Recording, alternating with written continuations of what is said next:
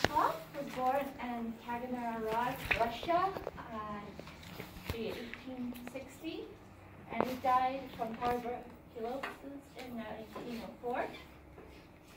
His family lived the first 15 years of his life in Polrod, Russia, and his father had been freed from serfdom by his grandfather, so he grew up as son of a grocer, because his father owned a grocery store.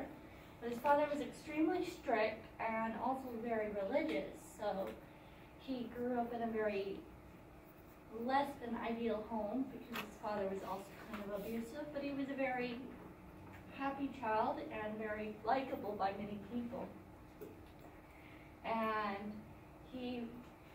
when his father's business failed, he ran out of money.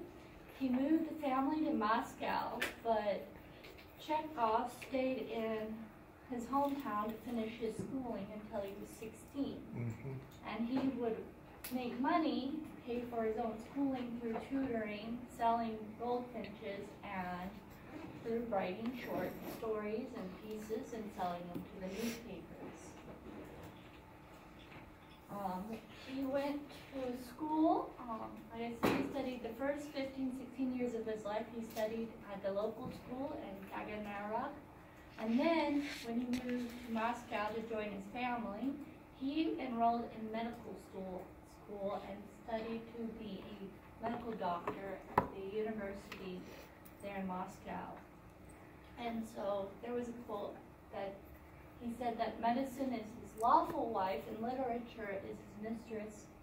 So even though he was a doctor, he continued to write. That was like his outlet to express himself, to get out stress, and also he would write a lot and kind of infuse a lot of what he observed in his medical practice. He infused that. So stories of mentally ill people were inserted into his short stories and plays. When he wrote his first play, The Swan, it was not well received in Moscow. The people threw things at him, and he was so traumatized, he resolved never to write another play. He went to other places, and it was better received, and years later he came back, put it on the same play for them in the new theater, and the people liked it. So he did a lot better and continued to write. He continued to care for his parents, and actually when he was in school, he was sending money to support his family. His father still struggled financially, so as he became an adult medical doctor, he bought an estate in Melchizedek, and he continued to write short stories and books, and that was one source of income for him. He also was diagnosed in 1987 with tuberculosis, and at that time he decided to sell his estate and buy a place in Yalta, and he built a villa. And during the time that he lived in Yalta, his dad died, so he continued to care for his aging mother, and his single sister cared for his home. He met an actress who was an actress in his plays, fell in love, and they married, but she was constantly on the road, so they had no children.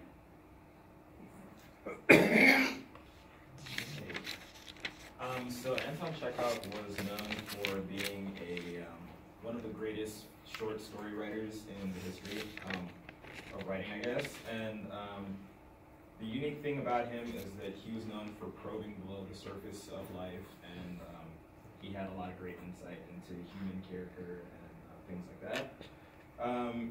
A lot of his stories lacked traditional plots, and instead they concentrated on what people would think are trivialities, but his writing created a haunting and lyrical atmosphere. A lot of people called it the theater of mood.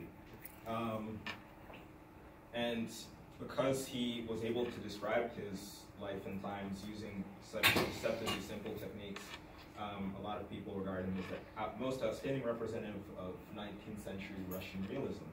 But he had these 6 principles of a good story that he wrote about.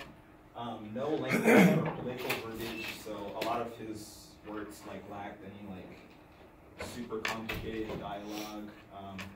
Total objectivity, so treating all the characters or the subject in an objective way. Truthful depiction of persons and objects, so trying to be accurate in describing people and things. And extreme brevity, which he actually wrote a principle about that called Chekhov's gun, which is a principle that requires every element in a narrative to be necessary and irreplaceable.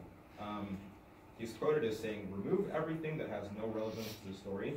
If you say in the first chapter that there is a rifle hanging on the wall, in the second or third chapter, it must absolutely go off.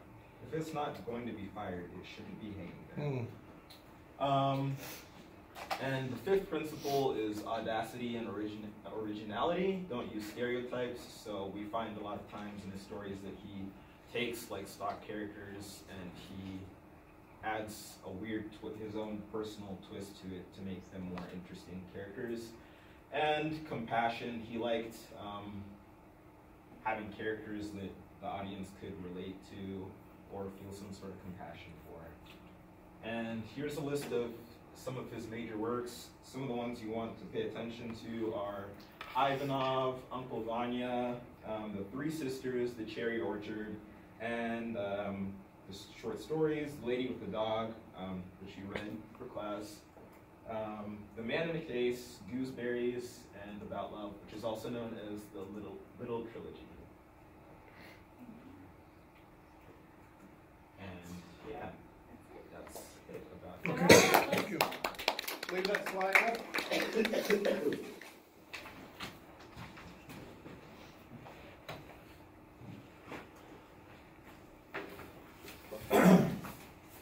That was a very packed presentation. I want to highlight some of the things from it so you know what to study. For me, it's interesting that family history where he's born into lower middle class family. The father being a serf is interesting because remember that Tolstoy is trying to deal better with the serfs, so we're dealing right in a time where the serf tradition was leaving. Okay? These people could then move into the cities, move into factories, become small-time business owners, the grocery store that his father owned. The family moves to Moscow. He stays behind. He's only 16 years old, but he wanted to finish school.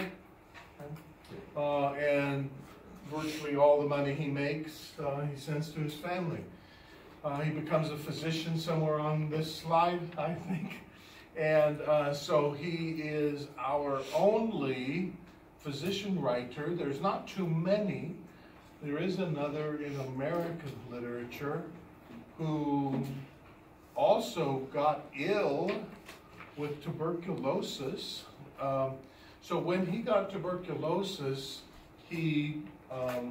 Chekhov, he moved increasingly into writing and he stopped practicing medicine. You can't infect other people, go from patient to patient, giving them tuberculosis. So he continued to write more and more. That's a really beautiful quote. I've never heard that quote about medicine is my lawful wife. I like that one. This marriage to the actress was kind of an unusual one. They virtually never lived together. I don't know what that means. For me, in this writing style list, that idea of don't use stereotypes. If any of you want to become writers, wow, put a giant asterisk there. That's a biggie. And I think you can see that in Lady with the Dog. Neither Gurov nor Anna become stereotypes. He could have portrayed Gurov as just a jerk, but he adds more depth to him, I think. And Anna is a really interestingly developed character. But basically, didn't he use, in that case, wouldn't he have used a stereotype for the groundwork and then built something more upon that? I think that he way it's a does. I character mean, you that can already- kind of see that in Gurov. Gurov starts out as kind of this typical player, and then grows out of that as So it's something the Anna, audience for expects. reasons I don't think Gurov even understands, is attracted to her as a person, right? Not just as a temporary lover. Wow, that's a ton of works, and I don't expect you to remember all those. So I want you to write down the ones that I will possibly put on the test. Of the plays, The Cherry Orchard and Uncle Vanya, those are two of his most famous. And if I put anything on the final, it'll probably be The Cherry Orchard. That's a very famous work. It doesn't quite fit into normal categories. It's neither a comedy nor is it a tragedy. So Chekhov, in avoiding cliches and trying to do things different, as you presented quite well, you two, on your presentation, he breaks genres. He created a new one that we call tragicomedy.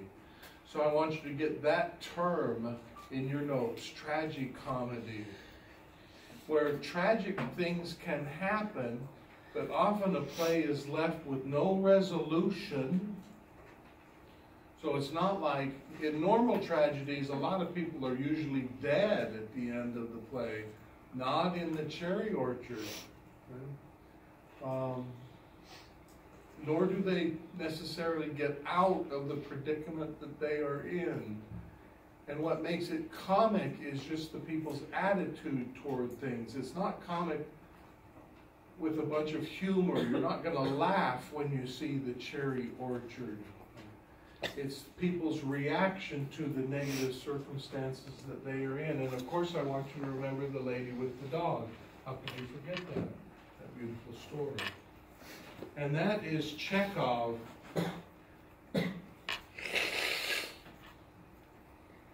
A few people came in while that was ongoing.